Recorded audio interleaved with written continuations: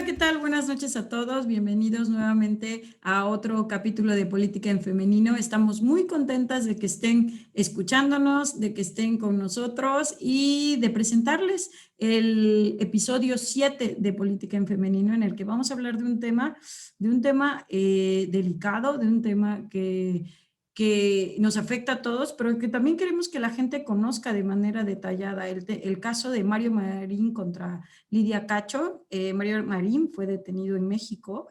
¿Saben? Voy a hacer un preámbulo porque nos han escrito que mucha gente que nos escucha pues no son de México, ¿no? No todos están en el contexto de aquí de México y es importante, ¿no? Un poco hablar de Mario Marín y de cómo fue este caso, ¿no? Que finalmente estamos en el momento de que ha sido detenido, ¿no? En Acapulco, Guerrero. A Mario Marín es un priista, bueno, y Mario Marín le gustaba hablar y era una persona que hizo una carrera política prominente dentro del Partido Revolucionario Institucional, estudió en la Benemérita Universidad Autónoma de Puebla, donde pues supo relacionarse con las personas adecuadas y entonces entró en el círculo del poder en ese momento y trabajaba como secretario particular en diferentes cargos y finalmente en 2005 Manuel Bartlett, que actualmente es el titular de la Comisión Federal de Electricidad, Manuel Bartlett era gobernador en ese momento por el Partido Revolucionario Institucional y nombra como secretario de Gobernación a Mario Marín Torres. Él se jactaba, era una persona que se jactaba dentro de esta carrera que había trazado de ser una persona humilde, venía de una familia de 11 hermanos y nacido en la Sierra Mixteca de Puebla, en el pueblo de Nativitas, ¿no? Entonces esto también le hacía y le daba características, era algo de lo que él se jactaba, ¿no? Que hablaba de mi origen y cómo llegué a tener esta carrera política. Después de ser secretario de Gobernación, bueno, pues por el momento político que vivíamos en México, el partido todavía se encontraba en este falta todavía no existía la alternancia que existe ahora, y bueno, como de manera natural, el secretario de Gobernación se convierte en presidente municipal de Puebla para posteriormente ser el gobernador de Puebla. ¿Y qué sucede? Bueno, sucede en 2006 una llamada que es grabada, bueno, primero Lidia Cacho. Bueno, Lidia Cacho es una periodista que pues publica un libro, ¿no? Publica un libro que se llama Los demonios del Edén, perdón. Se llama Los demonios del Edén, y en este libro pues hace declaraciones muy fuertes y acusa a Mario Marín Torres y a otros empresarios, los acusa de haber participado en una red de trata y abuso sexual de niñas. Entonces, siendo un tema súper delicado, se convierte en un escándalo. Y bueno, en 2005 sucede la detención en Quintana Roo de Lidia Cacho, la autora Lidia Cacho, y con esta detención, bueno, finalmente es trasladada del estado de Quintana Roo hacia el estado de Puebla, y en ese trayecto ella denuncia que fue torturada, que tuvo amenazas psicológicas, la amenazaron por violación, también acusa que se le tomaron fotografías desnudas dentro de un calabozo, entre otras vejaciones, ¿no? Finalmente, en 2006, bueno, ahora sí, sucede la llamada donde Mario Marín habla con Kamel Nasif, y le agradece por la detención de Lidia Cacho. Y bueno, este es el fin de la carrera política de Mario Marín, y finalmente él, así es llamado el Gober Precioso, como lo conocemos aquí en México. Y bueno, él en una entrevista dice: esa voz no es mía, es decir, sí soy yo, pero la voz no es mía. Entonces, es el antecedente, y ese va a ser el tema que trataremos el día de hoy. Adelante. Hola, hola a todas, a todos. Bienvenidos a otro a otro capítulo más de un tema interesantísimo. Yo soy Nora Escamilla, saludo a mis amigas y compañeras. Y bueno, el tema de hoy creo que a todas y todos quienes somos poblanos nos ha tocado en algún momento. Yo tengo un recuerdo perfecto, tenía alrededor de 14 años cuando explota esta bomba de Mario Marín. Es una mañana de febrero cuando todos nos despertamos escuchando en diferentes medios de comunicación este audio que por lo menos a mi edad entendía, pero todavía no traía este punch político que traigo hoy de saber qué estaba pasando. Mis papás, bueno, mi mamá maestra de origen, mi papá empleado de gobierno también, muy metidos en el tema de qué estaba pasando con Mario Marín y ese audio donde se hizo famoso y el mote de Gober Precioso, desde aquel día no se lo pudo quitar. Recordemos que cuando levanta el teléfono es Kamel Nasif el que le dice, mi Gober Precioso, eres mi héroe chingado. Y yo creo, y ahora que recuerdo esa llamada, esa voz de Kamel tiene tanto fondo según yo, es una voz como de reconocimiento de estar haciendo algo malo, de un ego impresionante, de un tengo la razón y me da mucho gusto lo que estás haciendo. La respuesta del gobernador en ese momento también indigna porque era no, el héroe eres tú. ¿Cómo puedes estar reconociendo en un héroe a una persona que estaba acusada por el libro de Demonios del Edén de Lidia Cacho, por temas de pornografía infantil, de trata? Son cosas muy, muy impresionantes. Entonces creo que en la historia de Puebla hay un antes y un después de aquella mañana de febrero del Gober Precioso. Además, el que hoy esté preso, el que hoy esté tras las rejas, el que hoy esté en Quintana Roo en condiciones totalmente diferentes a las que él seguramente soñó y en las condiciones en que la justicia le tocó a la puerta, nos hablan de que estamos viviendo un cambio importante en la forma de impartir justicia y creo que ese es el punto central. Esto tiene que ser una muestra de combate a la impunidad, pero de tráfico de influencias, de todo lo que enreda Mario Marín, no un tema político, porque si bien es una muestra de cómo se hace, no podemos ocuparlo como algo que sea una estrellita, es obligación la impartición de justicia. Entonces creo que va a estar muy interesante, creo que Lidia Cacho después de 15 años recibe justicia y ve cristalizado lo que ella soñó. Y bueno, creo que al Gober Precioso le llegó la hora y creo que Puebla va a ser una antes de esa llamada de febrero del 2006 y una después de esa llamada de febrero del 2006, pero también va a cambiar la historia de Puebla de a partir de este febrero del 2021 y la aprehensión de aquel que yo creo que de precioso no tiene nada y que se vendió, como lo dijiste, ahora creo que era un símbolo de cultura del esfuerzo, 11 hermanos, Nativitas Cuautempan, físicamente es el poblano de la Mixteca, arraigado, que venía de muy abajo y que llegó a conquistarlo todo. Creo que eso se cayó totalmente cuando él mostró realmente quién era y eso no nos puede impedir no pensar en que no se pueden hacer las cosas, sino pensar que sí se pueden hacer de manera diferente. Para mí ese es el resumen. Puebla, una antes de febrero y después de febrero del 2006 con el famosísimo, yo creo que para la historia, Gober Precioso. Fíjate que coincido y no coincido con ustedes, compañeras. Obviamente estoy muy feliz de que haya sido así. Justamente fue mi primera manifestación, porque recuerdo perfecto que fui a las dos marchas grandes que hubo en contra del Gober Precioso y me acuerdo de que existían unos helicópteros en el Gallito que trataban de amedrentar a la gente. Y es interesante la cantidad de gente que fuimos, porque pues Puebla en general es un poco apático en ese sentido, ¿no? Las movilizaciones no son del gran agrado de la ciudadanía. Pero recuerdo que había una sola voz y era que justamente hubiera justicia. Pero no estoy tan de acuerdo en pensar que todo hay que verlo de manera romántica, porque hasta ahorita no ha habido justicia, apenas está comenzando. ¿A qué voy? No existe una sentencia condenatoria donde nosotros tengamos claro que Mario Marín va a estar 20 años en la cárcel por haber provocado tortura a una periodista. Entonces, hablar de esto es pensar que tenemos que pensar más allá. Es decir, apenas está comenzando. Después de 14 años, tenemos una justicia, pero que hasta que no o sea, si lo exoneran, no habrá habido justicia.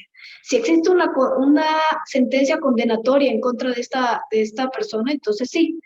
Y en ese sentido, creo que también hay que analizar otras cosas, porque la actual secretaria de Gobernación, cuando fue ministra de la Corte, lo exoneraron dijeron que no habían violado lo suficientemente grave los derechos humanos de Lidia Cacho en el traslado de Cancún a Puebla de la periodista. Y creo que esto es relevante, porque si recordamos, hacemos memoria.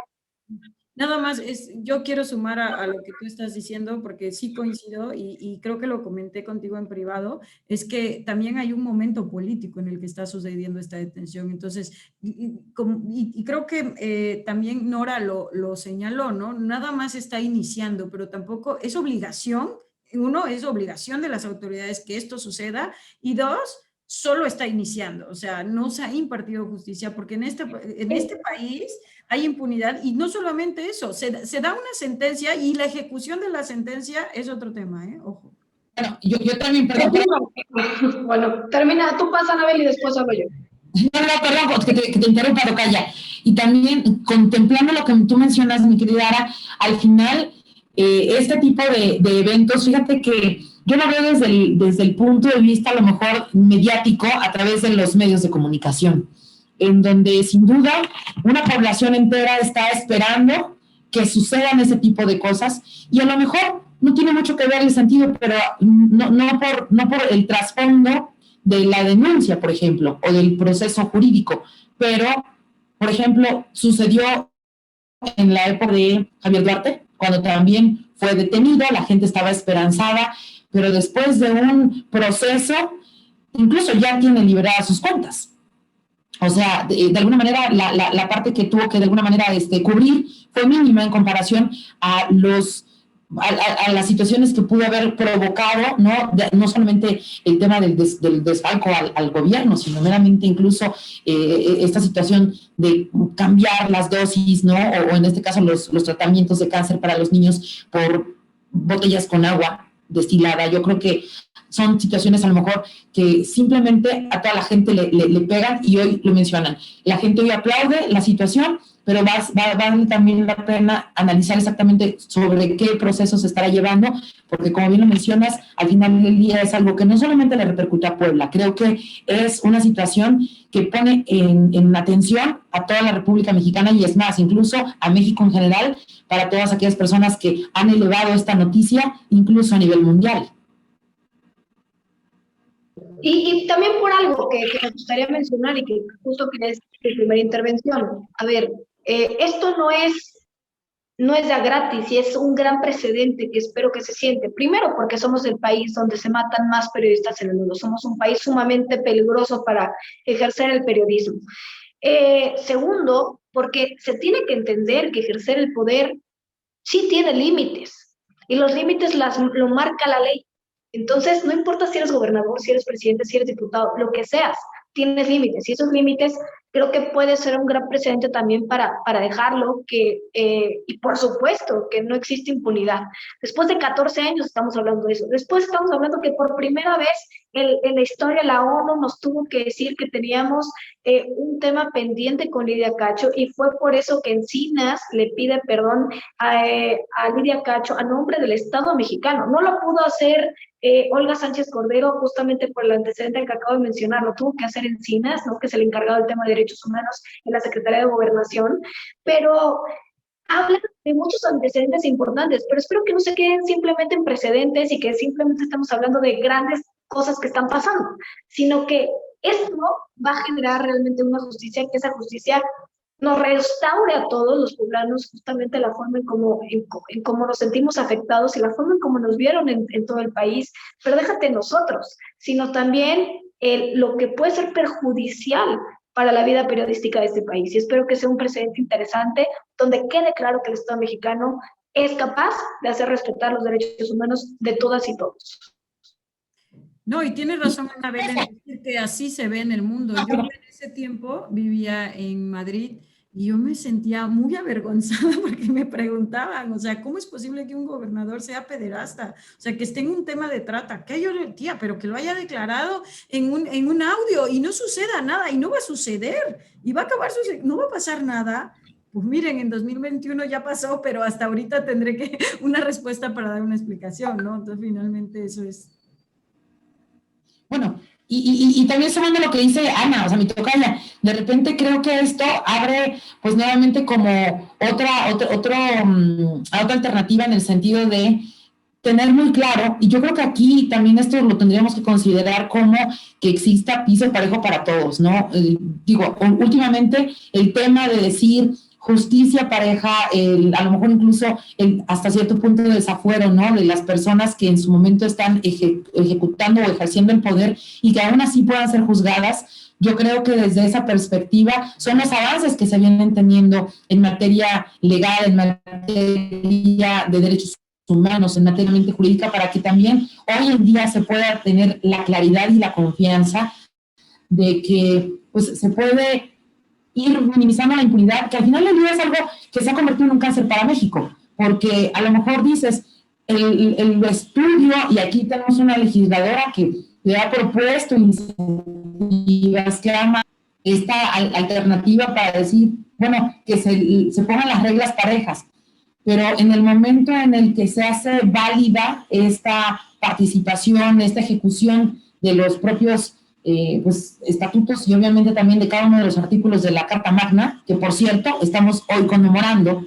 pues de alguna manera dices de qué se trata, ¿no? Claro que sí. La verdad, yo creo que coincido totalmente con Ana, con las dos, bueno, con las tres.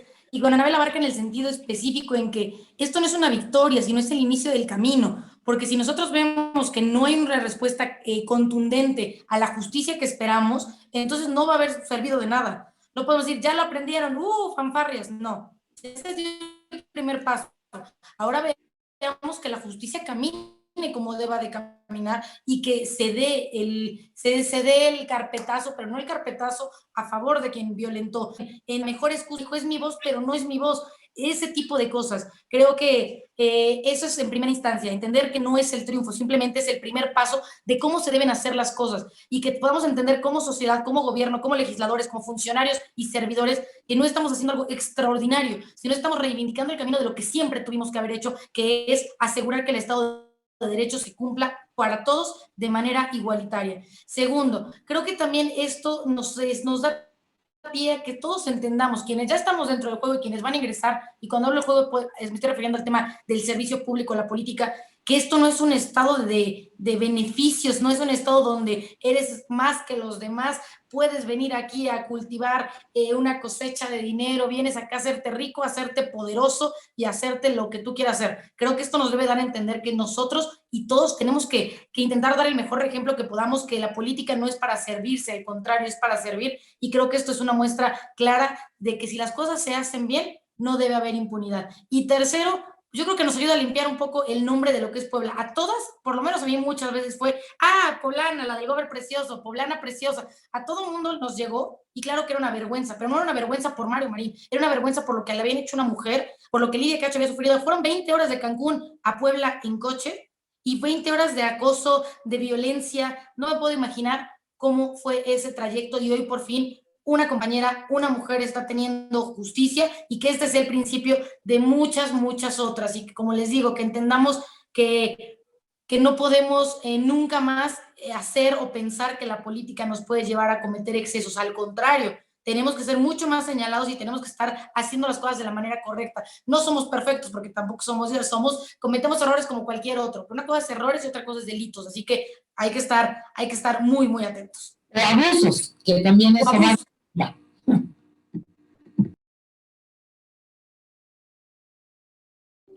Yo también mencionaría algo y espero que quede el antecedente. A ver, antes del 2011 no podíamos hablar de derechos humanos. Esto pasó antes del 2011, ¿no? Pasó alrededor del 2006, si no me recuerdo. Y tú estás hablando de derechos humanos a partir del 2011 en México, y estás hablando de violación. Antes era otro término, pero estás hablando de violación de derechos humanos de una persona, y que le estás dando justicia 14 años después, ¿no? Y después de que tu propia Suprema Corte de Justicia exonerara a un gobernador en esto por temas políticos, ¿no? Entonces, creo que son varias cosas que están detrás, y que creo justo que si llega a ser favorable, como todos esperamos que sea, porque lo deseamos, llega a ser favorable, esto quede de antecedente que no tienen que pasar 14 años para que una víctima tenga justicia en México, que realmente la justicia tiene que ser pronta y expedita, que justamente no tienes que ser Lidia Cacho para que tus nombres estén en el medio de comunicación y medios internacionales estén presionando, que no tienes que tener el poder económico, ni político, ni social que tiene ella, porque lo tiene, ¿no? Tiene respaldos importantes para que justamente te puedas proteger, ¿no? Entonces, porque no, estamos hablando en este momento de una periodista y que muchos periodistas en este país han muerto, ¿no? Y los matan. Pero también estamos hablando de niñas que sufren de trata, estamos hablando de mujeres, estamos hablando de hombres, porque ya también en México existe un tema de trata de hombres para el uso el uso sexual, ¿no? Entonces, estamos hablando de muchos temas que también deben de quedar como antecedente, porque estamos hablando de la violación de derechos humanos de una periodista, sí, pero porque denunció temas gravísimos, que aparte también somos de los números uno, somos el número uno en pornografía infantil, somos el número dos en trata de personas. En México existe una T impresionante, existen tres estados fundamentales, que entre ellos está Tlaxcala, donde se hace un tema de trata de personas y que parece ser que no pasa nada. Entonces, este tema denuncia muchas cosas y que tendríamos que tener a partir de ahora muchísima previsión para que esto se pueda empezar a erradicar. Pues sí, yo creo que es un tema súper importante para reflexionar. Ojalá y nos escuchen y les guste hablar sobre este tema, reflexionar sobre él y ver las diferentes perspectivas que tenemos acerca de él. Les agradecemos mucho por habernos escuchado en esta noche y gracias a todas por haber participado. No, hombre, un gusto siempre. Recuerden, si alguien tiene intención de que abordemos un tema, déjenlo en los comentarios, compártanlo y que, bueno, este tipo de información le llegue cada vez a más personas. Gracias, bonita noche. Adiós, bonita noche. Bye, buenas noches.